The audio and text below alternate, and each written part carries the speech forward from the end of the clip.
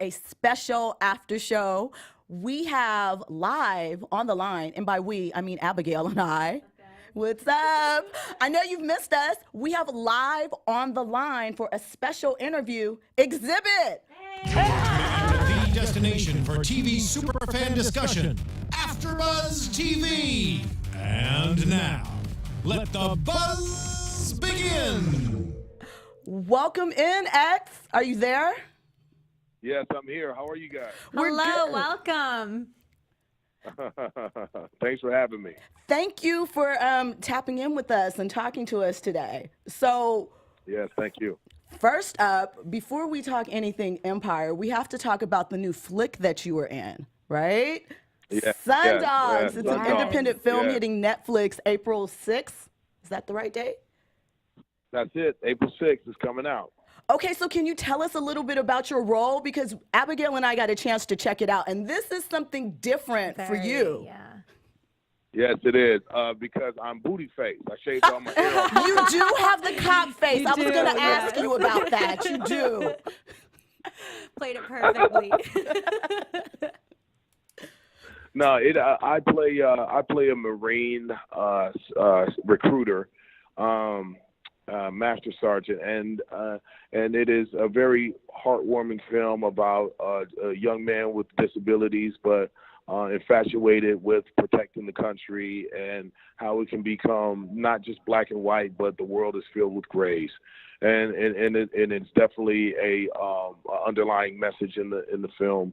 I was very glad to be directed by Jennifer Morrison. She's our director on this film, and it just came out fantastic. It debuted in the LA Film Festival and made its way through the circuits, and it got enough steam and support behind it.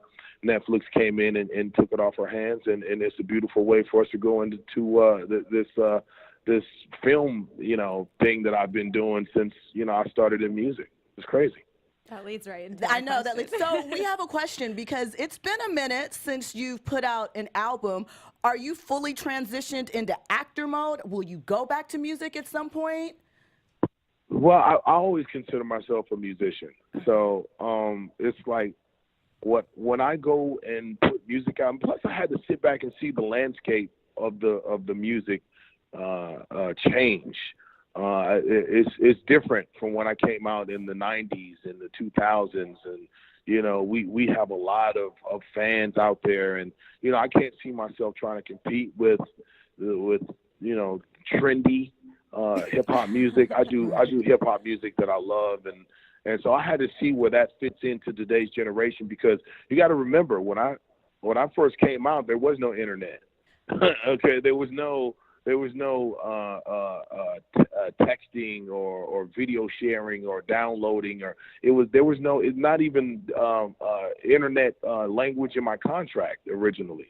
So it's like the landscape has changed, the way people digest music has changed, the way people listen to music. That we used to listen to music from top to bottom and have the actual physical CD or album cover and be able to read what the producers are. But now it's kind of like people pick and choose and hop around albums to figure out what songs they like, or they listen to one or two songs but don't really listen to the record. So we came up with a really dope way to kind of combine those two things. What I loved about hip hop and what attracted me to it, and the way that people listen and digest music today. And I think we got a really cool way to do that. So we are relaunching Open Bar Entertainment this year, and I'm not coming out with my stuff first. I have like 3 artists that I'm going to put out first, and then I'll come with an Xzibit album. So yes, I will be coming back to music. Okay. Yay. I mean, I remember, I think it maybe was 2000-ish, one of your videos, it was pretty revolutionary. Kind of reminds me of some of the things that Kendrick is doing now, as far as the video where you started off in, I can't remember the name of the song. You were walking through the streets and stuff was blowing up around you. Yeah, or what you see is what you get. That's Yeah. it. That's it. That's it. And I feel like that's a vibe that you have always carried. You always kind of pushed ahead as far as the culture in that times. I mean, when you make the jump to Pimp My Ride, that wasn't something that a lot of rappers were necessarily doing. They were on MTV maybe for cribs, but not as far as the hosting. Do you see Right. any artists that are currently out that kind of give you a feeling, not the same type of vibe, obviously, but a feeling of the essence that you had, the early raw essence from that time period? Or do you think it's something that can't be duplicated? I mean, inspiration is inspiration. I think it comes in different forms and different shapes, colors, sizes. I believe that, what we did with, nobody knew Pimp My Ride or anything I've done in the past was going to do what it did. I don't go into it thinking, oh, it's going to be big. You know what I'm saying? I go into it thinking that I can make a difference, or I can do something that is outside of my wheelhouse that is going to make me a better performer or make me a better entertainer or a better person. It has to have one of those three qualities in order for me to see the value in doing it. So are there people out there that feel that way? Because I've never done anything for a check, so I know there's people and artists that are out there that do that. And so yes, of course, there are going to be artists out there that do that and feel comfortable doing that. And I can't wait to see what they bring to the table. That's a good answer. Right. Spinning off of that answer, back to Sundogs, with your role in that, how did you prepare for that? Because I feel like we see a little bit more of a empathetic Xzibit in this role. And then also it was just really warming how you, as your character, took extra time to kind of deal with somebody else's life situation, to kind of walk them through what they were going through. Well, we always see tough Xzibit. I don't know. Well, how I pulled this character together, how I prepared for it was I channeled a lot of my father. My father was a Marine.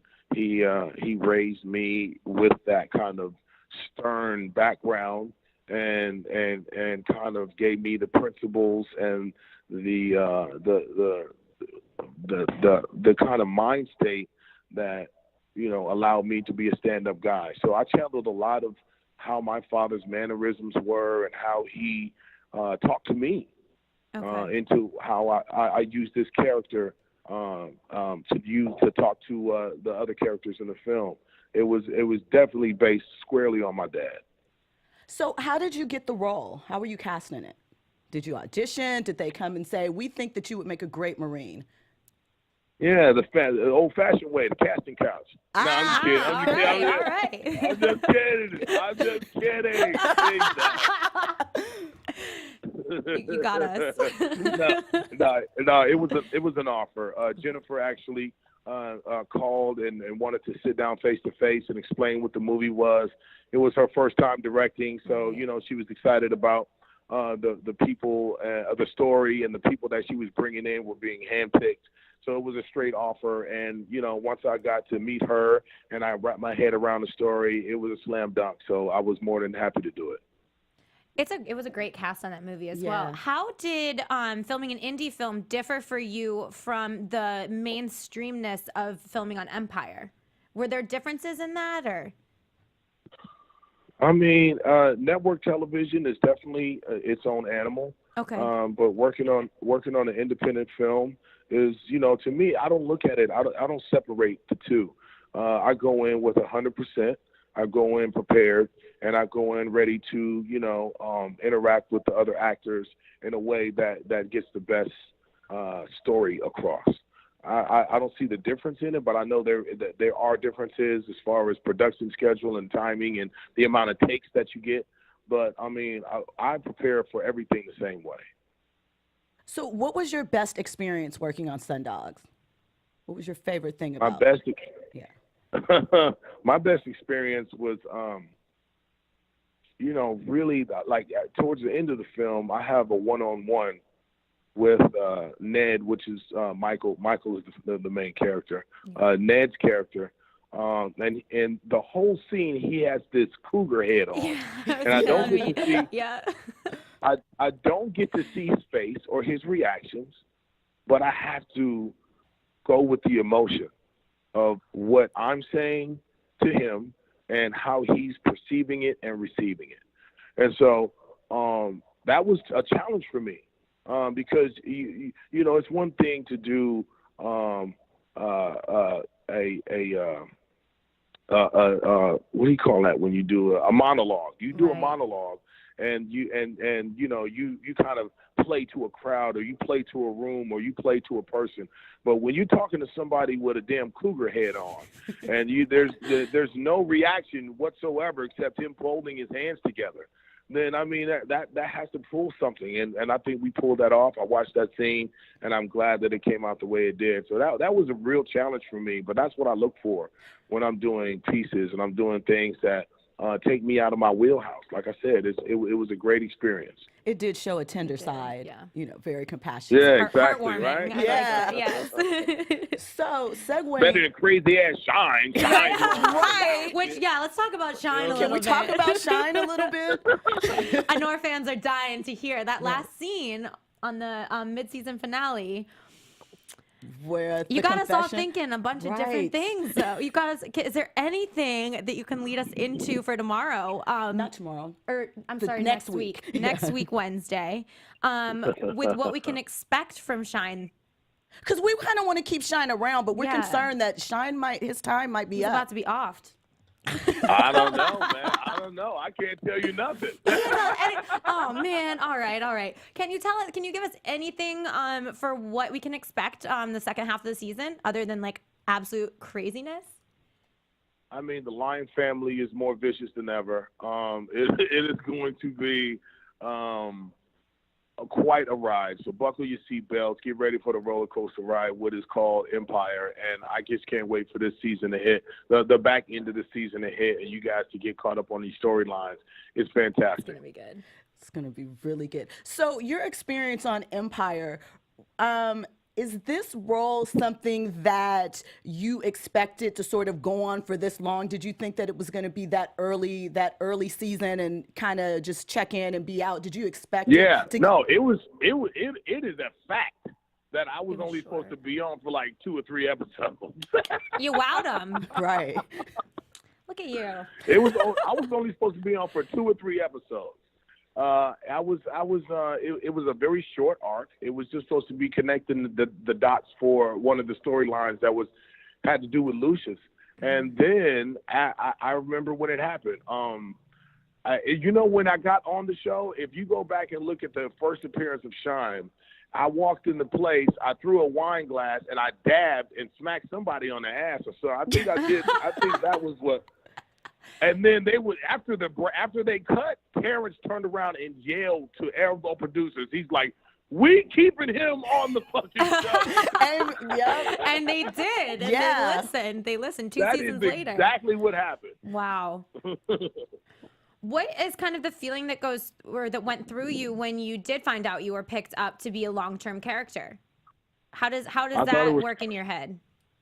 I mean, I think it was a very humbling experience because this is my first network TV show that I was working on as a series regular, and it was dope to be able to be in that cycle of production, to see how many people it takes in order to get one scene done, and how 8 to 10 days there's this episode that comes together out of nothing.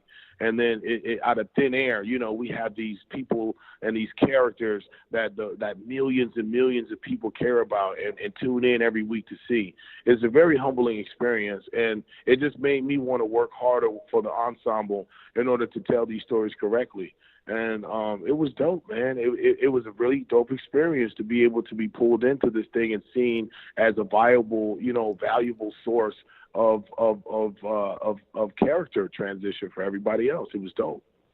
So long term, do you see yourself veering more so towards music as an executive and staying in there, or do you have any plans of producing in TV or film now that you have expanded your professional career in that area? I plan on doing it all. Not only not only do I plan on doing, projects that I believe in and producing and directing, and I actually have a film that I directed called James Savage that I just finished production on. We're really proud of it. So, at the same time, I am looking to continue my acting and film and TV career, but it has to be right now at this point, I have to make great choices, not good choices, great ones. Mm-hmm. And so, again, I'm betting on myself. I feel like I've been in this business for, 20 some years on the music side, the film and television side. I've learned a lot. By no means am I done learning, but I definitely feel as though that I can make these choices and make these things happen for the people around me and expand and give job opportunities and expand this brand and become something bigger than just a talent. Wow. Okay. That was a great, that's a great wrap up. Yeah. Well, we want to thank you for taking the time to talk to us and for kind of giving us something to look forward to in Empire. As much as you can. As much as you can. You ain't gonna have, You're backhanded. You are not going to have Lee Daniels calling me talking about why the hell did you tell them that, because now it's all over the place. We got to keep you around. We got to keep you around. Okay, small question. Will you be in the mid-season premiere episode? Will we see you in the first episode of the mid-season? I don't know. Okay. I don't know. I just work here. I don't know how to edit this shit. He lost his memory all of a sudden, guys. We're sorry. We're sorry now. Well, yeah, thank you so much for taking time to talk with us. Sundogs is great. Jill and I got to have a sneak preview of it. We felt so lucky. It's going to be out on Netflix April 6th, and then Empire is coming back next week. So you've got a bunch of stuff coming up in the next month. And then your artist I can't wait, man. So can you tell everyone where they can find you on social media? Yes, it's at Xzibit on all social media platforms. Real easy and quick. Real easy, quick and simple. Easy. Like your answers about Empire. Well, thank you, Xzibit. You have a great rest of the day, and we appreciate you taking time to speak with us. No problem. Thank you. Thank you. Bye. Wow, that was a great conversation. So I know. He's so good about passively just ignoring things. Right. I can't tell you anything about Empire because Lee will kill me, but keep locked in. I just work here. That's what I'm going to start saying. I just work here. I have no say-so in what goes on. Well, guys, thank you for hanging out with us really quick on this special episode of the Empire After Show. And make sure you are back with us next week, 9 p.m. Pacific time, for the mid-season premiere of Empire. It'll be the full crew. Full crew will be back. Abigail and I just the OGs real are quick here today. Yeah. The OGs are here today. We will see you guys next week. Abigail, tell them where they can find you. Guys, thanks for joining us today. I was a little excited. I thought it was starting back tomorrow. I know, I forgot. It's going to be a week next week. You guys can find me on all my social media at Abigail_AF, and we'll keep you posted on what's going on with Xzibit. And you can follow me everywhere at Stiletto Jill, and we will see you guys next week. Thanks as always for checking us out. Make sure you are liking, commenting, and subscribing at AfterBuzz TV. Yes, especially the liking. Especially that. See you guys next time. Bye.